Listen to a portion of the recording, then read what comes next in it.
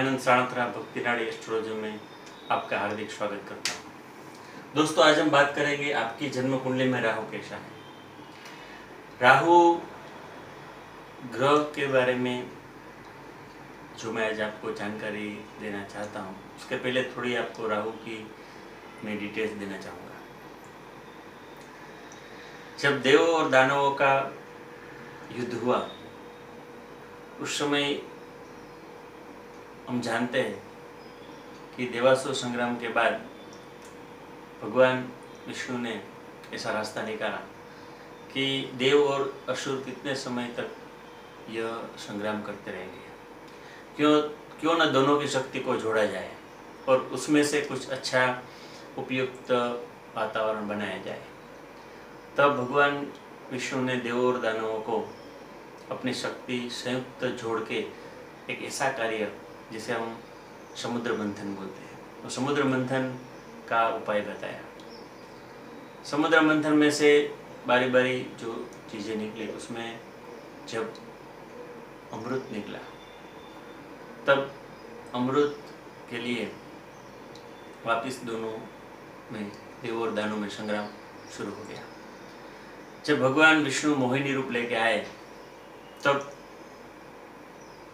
देव और दानवों को अमृत पिलाने के लिए मोहिनी का रूप भगवान ने धारण किया। तब देवों को असली अमृत दिलाया जाता था और दानवों को अमृत नहीं पिलाया जाता था। यह बात राहु ने देख ली और वह स्वयं रूप बदल के देवों की पंक्ति में जा बैठा।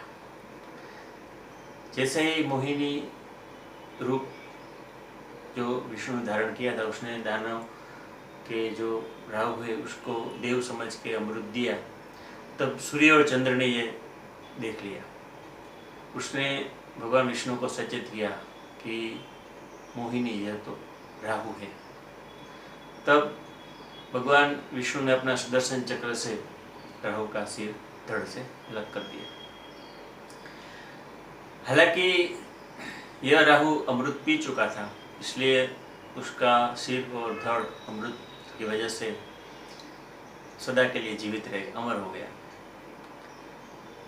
तो ये जो कथा मैंने आपको बताई उसमें हम ये समझ सकते हैं कि राहु के अंदर दानवीय गुण भी है और देवीय गुण भी है, क्योंकि अमृत पीने के बाद वह देव की उपाधि भी उसे मिल गई। हालांकि वो जन्म से दानव था।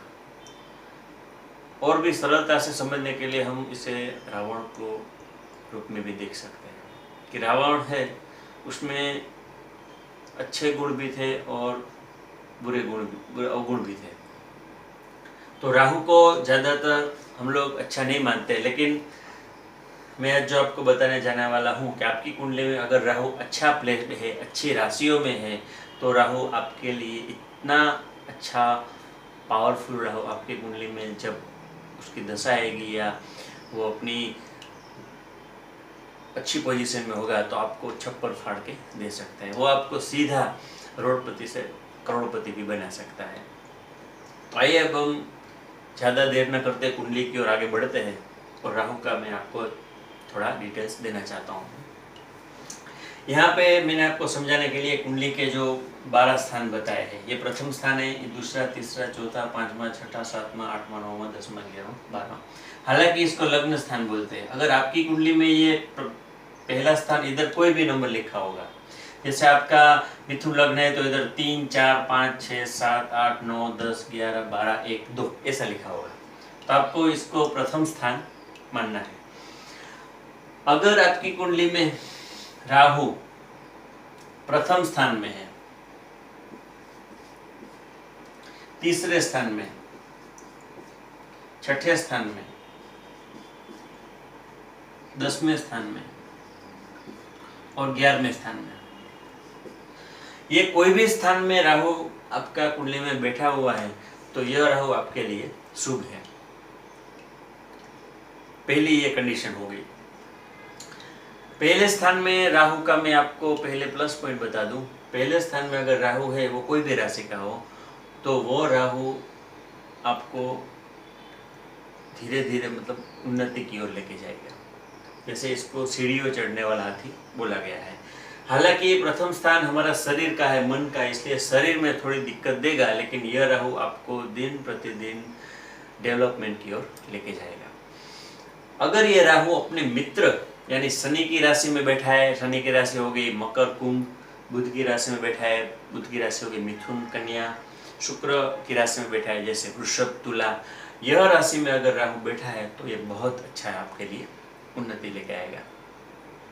हालांकि राहु के जो शत्रु है सूर्य, चंद्र और मंगल, अगर समझ लीजिए राहु इधर सूर्य की राशि में 5 नंबर में राहु है तो ये राहु आपको थोड़ी फिजिकल दिक्कत देगा। ये राहु चंद्र की राशि में 4 नंबर में है तो आपको दिक्कत देगा। ये राहु मंगल की राशि में जैसे 1 नंबर और 8 नंबर, तो ये राहु आपको फिजिकली दिक्कत देगा, लेकिन आपको डेवलपमेंट तो 100% देगा। आइए अब हम बात करते हैं तृतीय स्थान की। तृतीय स्थान हमारा पराक्रम का है और छोटे भाई का है।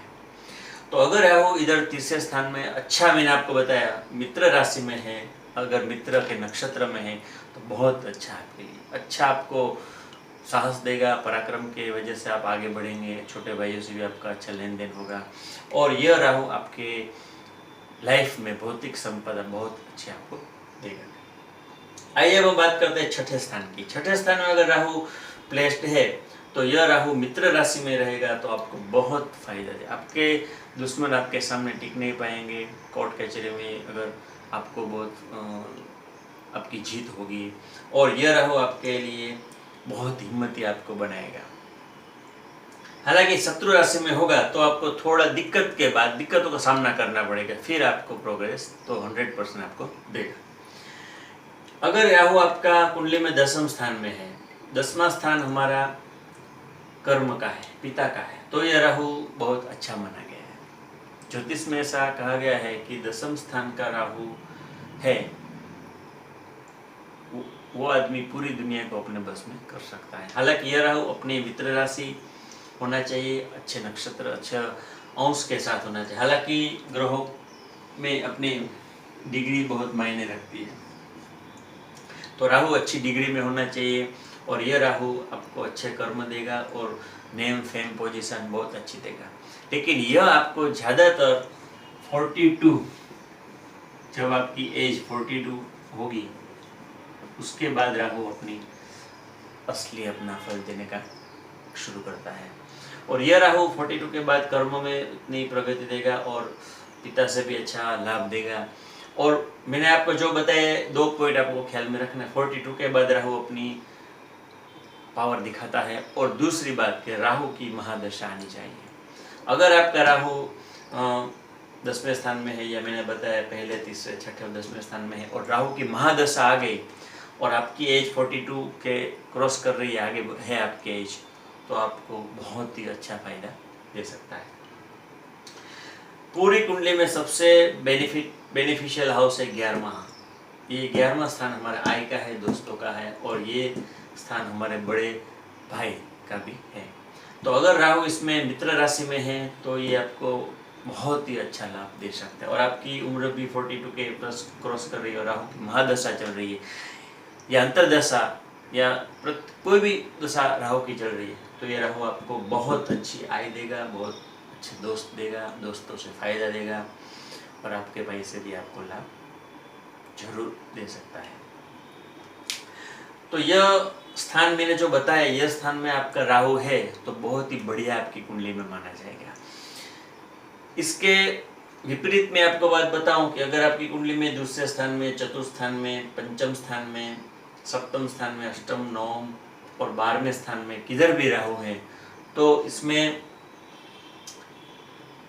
माइनस पॉइंट ज़्यादा रहेंगे। हालांकि अगर अच्छे नक्षत्र में, मित्र राशि में, तो आपको बेनिफिट देंगे, लेकिन इसका माइनस वीक पॉइंट ज़्यादा रहेगा। क्यों? कोई दूसरे स्थान में राहु होगा तो दूसरा स्थान है धन स्थान, दूसरा स्थान धन स्थान है, तो यह राहु आपको धन में दिक्कत देगा। चतुर्थ स्थान है तो मिलकत का है, प्रॉपर्टी का, तो ये प्रॉपर्टी में दिक्कत देगा। पंचम स्थान बुद्धि का है, तो इधर राहु बैठेगा तो बुद्धि को ग्रहण लगा देगा। सप्तम स्थान हमारा पत्नी का, पार्टनर का है, तो इधर राहु देगा बैठेगा तो पति पत्नी को मनमुटाव जरूर दे सकता है। अष्टम स्थान हमारा आयु का है और ये रिसर्च का है। तो अष्टम में राहु रहेगा तो दिक्कत बहुत देगा, दिक्कतों का है तो दिक्कत ज्यादातर देगा। नवम स्थान भी राहु अगर रहेगा तो ये नवम स्थान हमारे धर्म का है, भाग्य का है, तो भाग्य में काफी उतार चढ़ाव दे सकता है। थोड़े 2 साल अच्छे गए, 3 साल बहुत घटिया गए, फिर 2 साल अच्छे गए, फिर 1 साल बहुत अच्छा नहीं रहा। तो ये भाग्य स्थान में बहुत ग्रहण लगाता है। और ये स्थान हमारा व्यय का है। यहाँ बैठा हुआ राहु इतने व्यय देता है कि आदमी सोच नहीं सकता कि इतना खर्चा कहाँ से आ गया। और यह स्थान हमारा हॉस्पिटलाइजेशन यानी बीमारी का भी है। तो यहाँ पे राहु बैठा तो बीमारी में खर्च 100% करवाएगा। तो यह राहु कुंडली में अकेला बैठा है तो बहुत बढ़िया होगा, लेकिन अगर ये राहु अलग अलग ग्रहों के साथ बैठा है तो भी ये उसका रिजल्ट थोड़ा डिले या फिर दूसरे का रिजल्ट वो कमजोर कर सकता है। जैसे राहु शनि के साथ बैठा है तो शनि राहु का श्रापित योग हो जाता है। अगर ये राहु बुध के साथ बैठा है तो बुद्धि को वो कुंठित कर देगा या फिर ऐसी नेगेटिव सोच वाली बुद्धि कर सकता है। अगर ये राहु शुक्र के साथ बैठा है तो पत्नी के लिए ये राहु अच्छा नहीं है, पत्नी की तबीयत सही नहीं रखता। अगर यह राहु अपने शत्रु यानी सूर्य की राशि में बैठ गया तो बहुत ही इसका नेगेटिव रिजल्ट मिलेगा, क्योंकि यहाँ ग्रहण दोष हो जाता है।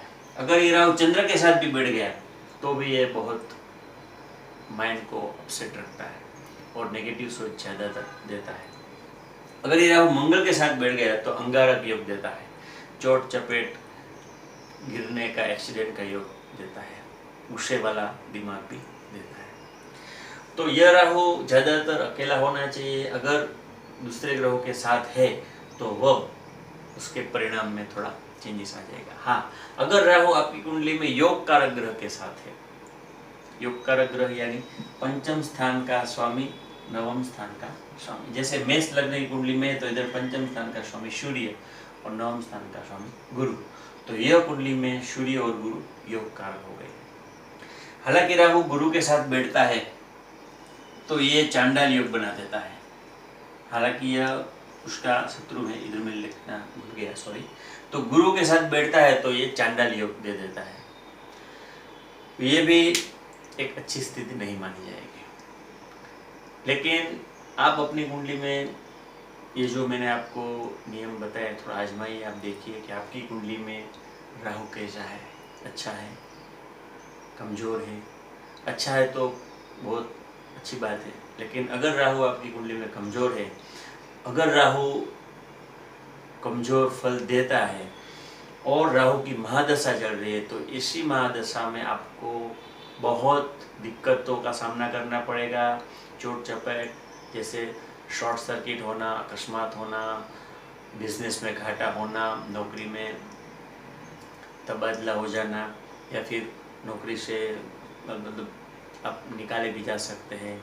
तो ये राहु आपके लिए अगर दिक्कत लेके आ रहा है तो मैं आपको आज राहु का एक अच्छा बहुत बढ़िया ही उपाय शेयर करने वाला हूँ। आपको ज़्यादा नहीं करना, आपको जो स्वीपर होते हैं, जो सफाई काम करने वाले होते हैं, उसको महीने में 1 या 2 बार अपने हिसाब से, जैसे 10 रुपये है, 20 रुपये है या 50 रुपये, जो भी आपके हिसाब से है वो उसको आप दे दीजिए। बस ये उपाय जैसे करेंगे तो यह राहु को शांत करने का सबसे बेहतरीन उपाय है। ये उपाय आप करके देखिए। अगर आपकी कुंडली में 12वें स्थान में राहु है तो 100% आपको सोने में दिक्कत होगी, आपको रात की नींद आपकी उड़ जाएगी। तो यह 12वें स्थान में अगर राहु आपका है तो आपको क्या करना, छोटे कागज में सौंफ, जो खाने की सौंफ होती है वो थोड़ी आपको ले लेने का और अपने तकिए के नीचे, जिधर आप सोते हैं उसके तकिए के नीचे आपको सौंफ के वो पुड़िया है वो आपको उधर रख देने की। अगर आपके 12वें स्थान में राहु है और आपको नींद की बीमारी हो गई होती है तो ये आप छोटी सौंफ की पुड़िया अपने तकिए के नीचे रख के आपको अच्छी नींद आ जाएगी। तो यह दोस्तों आज मैंने आपको राहु के बारे में थोड़ी जानकारी देने का प्रयास किया है। अगर आपको यह वीडियो ज्ञानवर्धक लगा तो आप इसे लाइक शेयर सब्सक्राइब करें, अपने परिवार दोस्तों को भी यह वीडियो शेयर करें ताकि सब लोग अपनी कुंडली पे आजमा के देख सकते हैं। अगर आप खुद देखिए अपनी कुंडली में, ये सब नियम अप्लाई कीजिए। ये सब हमारा ज्योतिष का जो ज्ञान है ये पूरा ऋषि मुनियों की हमें देन है। तो यह जो ज्ञान है ये इसका आप सदुपयोग कर सकते हैं। और दोस्तों आप ये कुंडली अपना आजमाइए, देखिए। अगर आप हमसे कंसल्ट करना चाहें तो आप हमसे कंसल्ट भी करवा सकते हैं। मेरा नंबर मैं आपको डिस्क्रिप्शन बॉक्स में डाल देता हूँ। अगर आपको मेरी हेल्प की ज़रूरत पड़े तो आप मुझसे कंसल्ट कर सकते हैं। तो आज के लिए इतना ही, फिर कुछ नए विषय के साथ मिलेंगे। तब तक के लिए आपका दोस्त आनंद सनातन आपसे आज्ञा चाहता है। नमस्कार।